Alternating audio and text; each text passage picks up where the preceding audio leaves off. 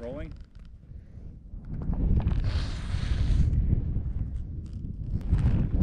Hey sports fans, welcome to the Ballers Club Press Show. Today's episode is all about snowshoes. Stay tuned. Okay, so I'm just breaking a new trail here, and when you're walking through deep snow that hasn't been packed yet, you want to take short steps. And what I like to do is try to place my next step so that the tip of the previous step snowshoe is in line with either, you know, somewhere in the front third of my foot for the new step. And if you start taking longer strides than that, what's liable to happen, so there's a long stride, is when you go to lift this next leg, the tip of your snowshoe is going to get caught in that deep snow, and it's especially bad if there's a crust there at all. So that's why you want to take short steps, kind of like you're marching, and don't go past lining the tip of your snowshoe up with the front third or so of your foot. It's kind of the way I do it. Once you're on a packed trail, you know, at least once you've walked down it once already, then you can take a longer stride. Let's come here.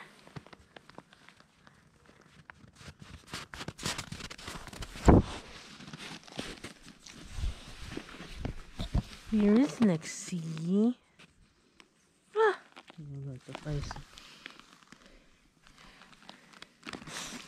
Yes, you're cold.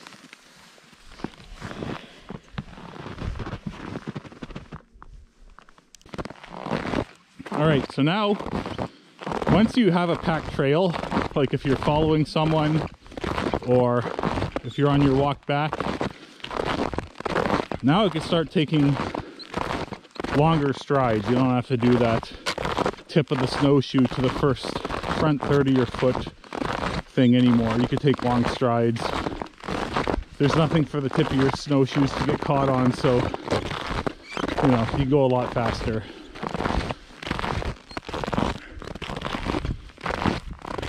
This is a previously packed trail, just had a little bit of powder on it from last time it was walked down here.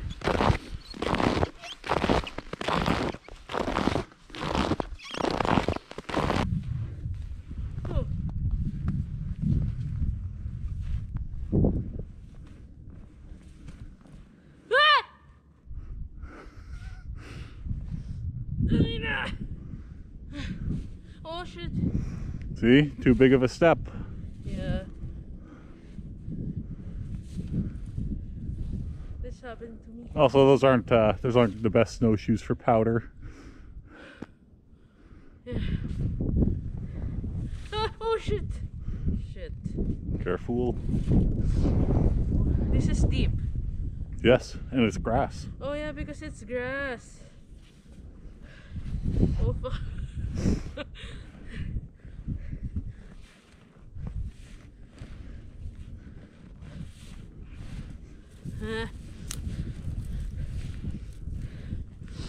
Oh fuck.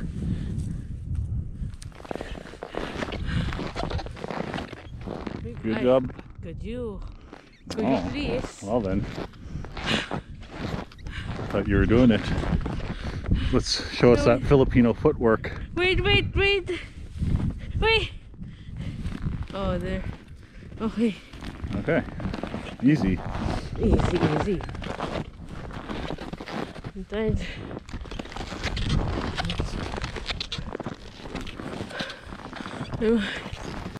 Hey sports fans. So I just want to take a moment now to talk about the snowshoes. So I have 3 pairs on the table here, 3 different styles. First, we have the OG snowshoes.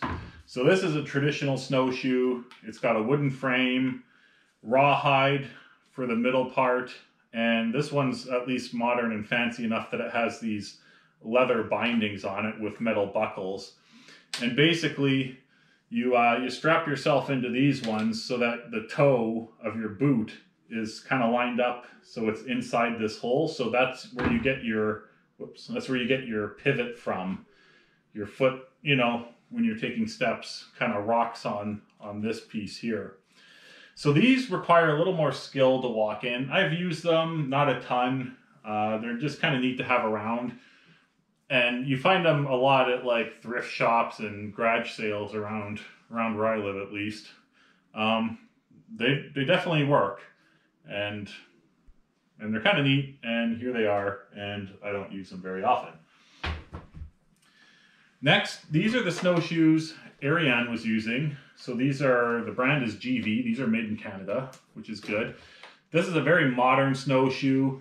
They have an aluminum frame and some kind of a fancy plastic mid part to them with these big aluminum spikes. I think this is more of like a mountain climbing snowshoe. So it's like for going up glaciers more than anything, with all the spikes and everything they have going on. The binding system on these are kind of interesting. So it has this stretchy sort of belt material here. Belt material. It's some kind of a rubber. It's like a rubber belt. Basically, it has these holes, and it's got like the buckle has a peg that holds into place. And to put them on, so you open it up, you put your toe in, and then when you pull this back onto the back of your boot, it pulls down, you know, you set it to the right size so that it pulls down and cinches everything in place. And it's kind of neat. It's a quick way to put them on. So you adjust this thing ahead of time, probably indoors, because it's a major pain in the ass. And, you know, they're pretty good. They're not great in powder. These also aren't the biggest size. So they have them in a few sizes, and you can get them for a pretty good deal. Like places like Canadian Tire and stuff sell them. Made in Canada, can't complain there. And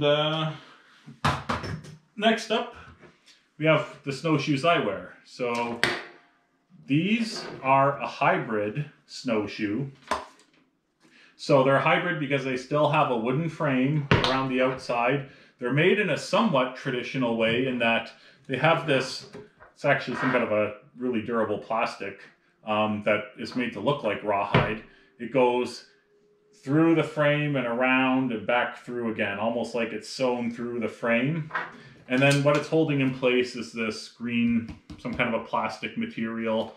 These don't have those aggressive spikes, as you can see, that Ariane snowshoes had. So these are great in powder. These are recommended for like real bush powder use. So if you're actually a trapper or something, you know, the company says, hey, this is probably our best snowshoe for you. These are the Winter Guide by Faber is the company. These are also made in Canada. When I was looking for snowshoes, that was one of the important things for me, is that they had to be made in Canada, maybe the USA, preferably Canada. We invented snowshoes here. If you're getting them made in China, they don't even know what the fuck snowshoes are. So don't buy your snowshoes from China. Get them from Quebec, where they actually make them, where these were made, those other modern ones were made, and probably those traditional ones were made. As far as the binding on these, so, oops, basically, you put your foot in, and then it has this top piece that goes over, and it uses this ratcheting mechanism where you can sort of push it in, the one strap, and then you cinch it down like this. And then it's got a nice quick release on it here also. And same with the back.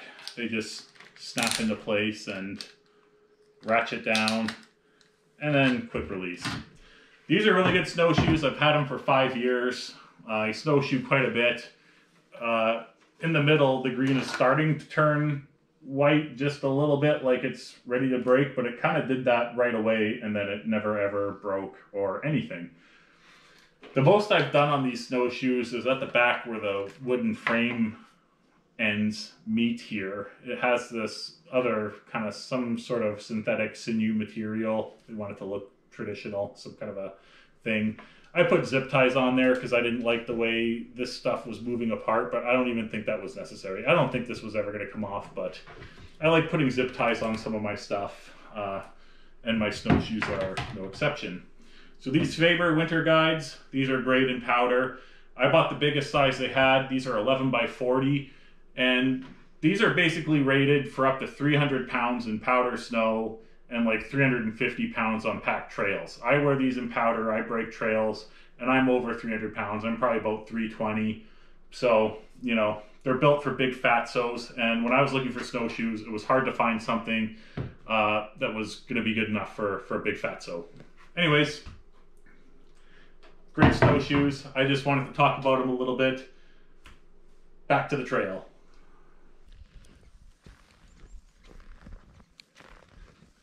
Nice small steps in deep snow. And just to show you the effectiveness of the snowshoes. So have a look at where I am. I'm about to the top of my boots. I'm gonna quickly take my snowshoes off here.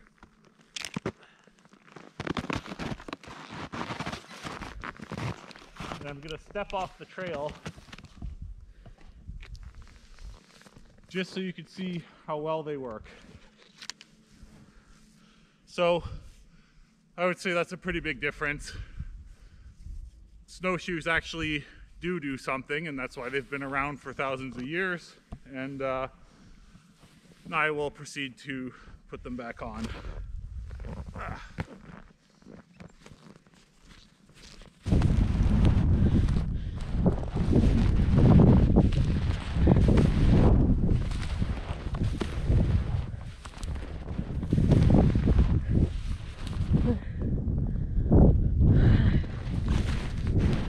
Wait, babe.